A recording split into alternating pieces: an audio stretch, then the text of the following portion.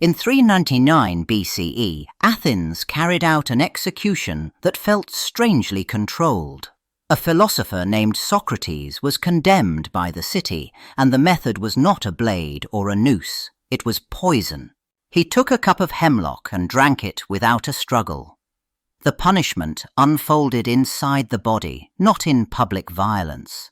It showed how a government could kill quietly, with procedure and calm. As the toxins spread, strength left him in a steady, inevitable way until he died. The message landed on everyone watching. Poison did not need chaos. It ended a life with silence. In Egypt, practical lists of dangerous substances took shape beside medical recipes.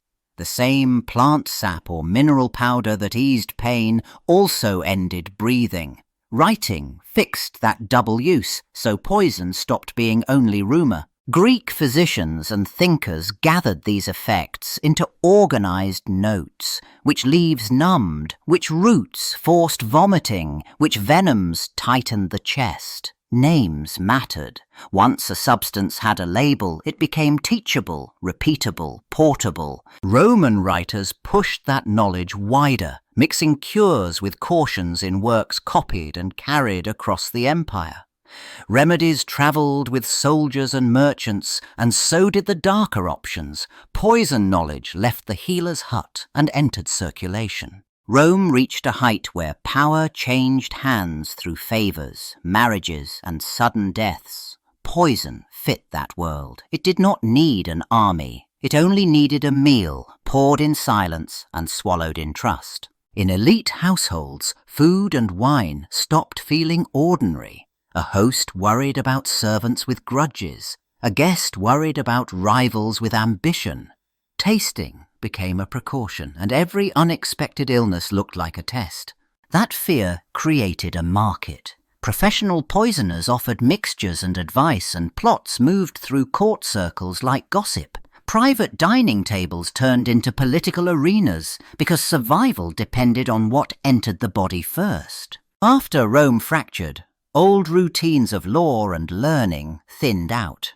Poison knowledge did not disappear, but it scattered. Monasteries kept fragments alive, copying remedies and warnings, and turning dangerous plants into controlled medicine. Beyond church walls, cures and curses mixed together. Folk healers used herbs that helped in one dose and harmed in the next, and people explained sudden sickness with unseen forces. That belief made poisoning feel both ordinary and supernatural. As religious conflict and hardship spread, fear searched for a target. A rival group, a stranger or a disliked neighbor could become the suspected poisoner without proof. Accusations traveled fast, and panic often punished rumor like fact. Crusader armies and pilgrims crossed into the eastern Mediterranean, and they returned with more than stories. Spices, resins, and medicines followed the same routes as soldiers. Each new import promised healing, but it also carried suspicion.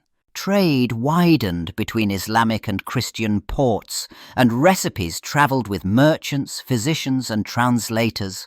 Powders arrived already ground, syrups already mixed.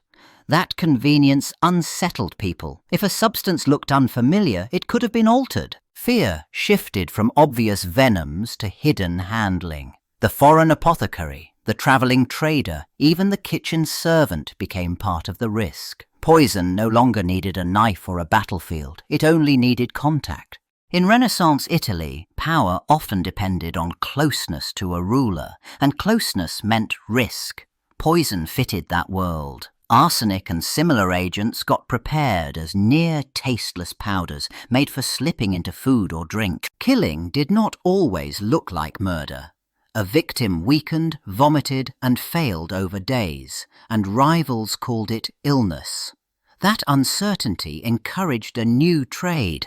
Whispered manuals, quiet suppliers, and servants taught what to avoid.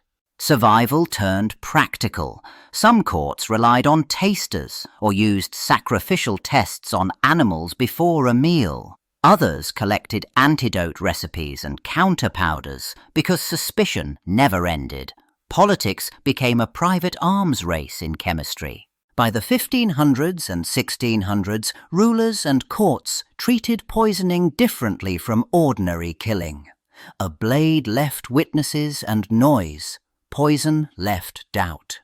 That uncertainty threatened trust itself, so states chased it as a special danger.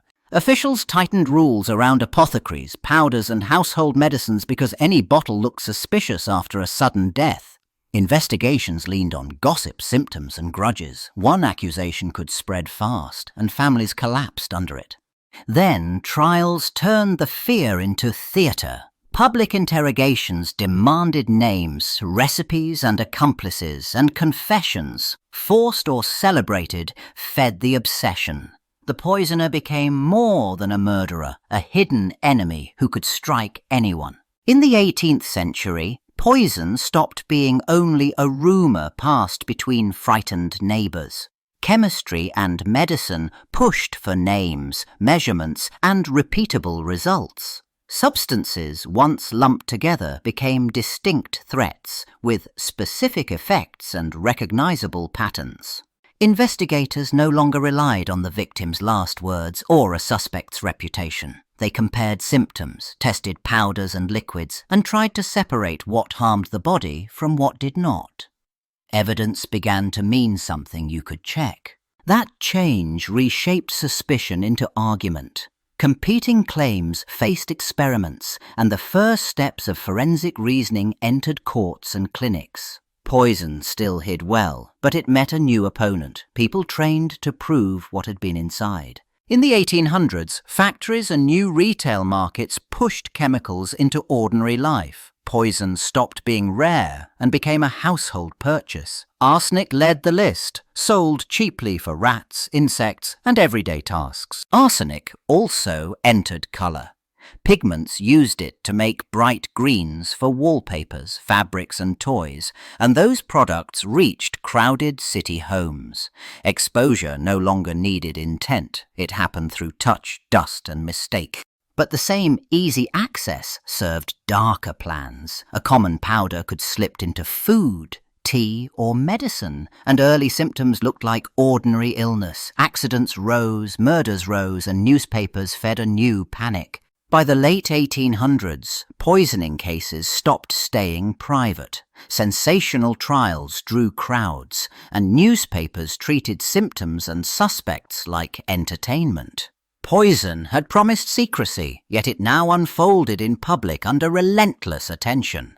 Courtrooms relied on a new kind of authority, the scientific expert. Chemists and doctors tested organs, compared reactions, and argued over tiny traces. The verdict depended less on gossip and more on what a lab could prove. But progress never ended the threat. Murderers adjusted doses, switched substances, and counted on delay and confusion. Even when science caught up, the idea of invisible death still tempted criminals and haunted ordinary life.